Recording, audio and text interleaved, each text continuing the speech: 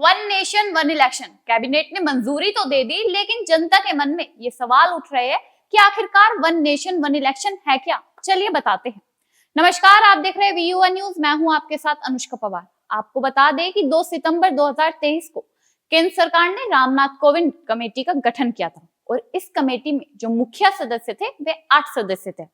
इसकी अध्यक्षता और कोई नहीं, पूर्व राष्ट्रपति रामनाथ कोविंद कर रहे थे।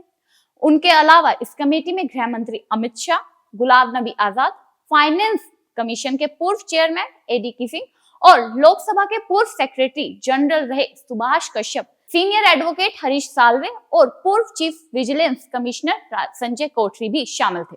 और केंद्रीय कानून मंत्री अर्जुन राम मेघवाल कमेटी के स्पेशल मेंबर बनाए गए थे और इसी कमेटी के द्वारा यह बिल लाने की बात कही गई थी।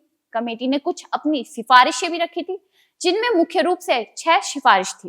पहली, कमेटी में लिखा गया था कि पहले चरण में लोकसभा के साथ सभी राज्यों के विधानसभा चुनाव भी होंगे।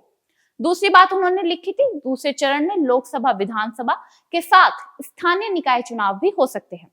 तीसरी, पूरे देश में सभी चुनाव के लिए एक ही मतदाता सूची होनी चाहिए। चौथी, सभी के लिए वोटर आईडी कार्ड भी एक जैसे ही होने चाहिए। पांचवी, सदन में अविश्वास प्रस्ताव या ऐसी किसी घटना की स्थिति में सदन के शेष कार्यकाल के लिए नई लोकसभा या राज्य विधानसभा के गठन के लिए एक नए चुनाव कराए जाने चाहिए। छठी, चुनाव कराने के लिए लॉजिस्टिक के आवश्यकताओं को ईसीआई पूरा करे। इलेक्शन कमीशन ऑफ इंडिया राज्य चुनाव आयोग के साथ मिलकर इस पर काम करेगा। यानी कि मुख्य रूप से इस कमेटी में यही कहा गया था कि देश में सभी चुनाव एक साथ किए जाएंगे, चाहे वह लोकसभा हो, विधानसभा हो या स्थानीय निकाय चुनाव हो। कोई भी चुनाव हो, सब चुनाव एक साथ ही किए जाएंगे और इलेक्शन कमीशन उनके लिए राज्य चुनाव आयोग के साथ मिलकर तय करेगा कि यह चुनाव कैसे करने हैं।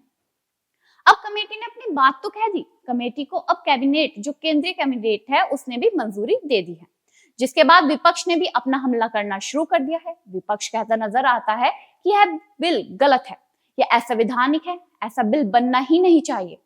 कांग्रेस के राष्ट्रीय अध्यक्ष मल्लिकार्जुन खड़गे कहते नजर आते हैं, जब चुनाव आते हैं तो भारतीय जनता पार्टी यह सब बातें रखती है, जब उन्हें कुछ मुद्दा नहीं मिल रहा है तो डाइवर्ट करने के लिए वह ऐसी चीजें करती है।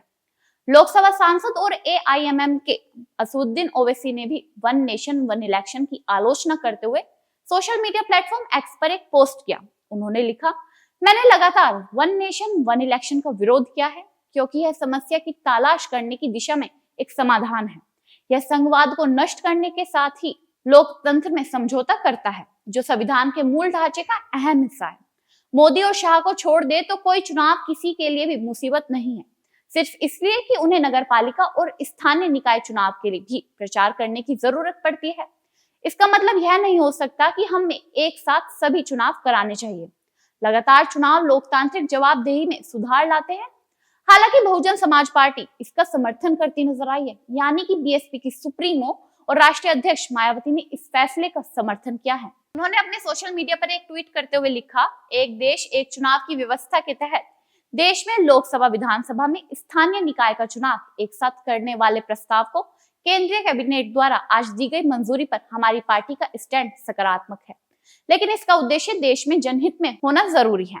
जिसके बाद अब यह सवाल उठने लगे हैं कि क्या अब जो सत्र आएगा उसमें इस बिल को मंजूरी मिल जाएगी या विपक्ष जमकर विरोध करने वाला है। और सबसे बड़ा सवाल यह उठता है कि इस बिल के आने से क्या क्षेत्रीय या फिर छोटी पार्टी जो होती है वह खत्म हो जाएगी। अब देखना दिलचस्प होगा।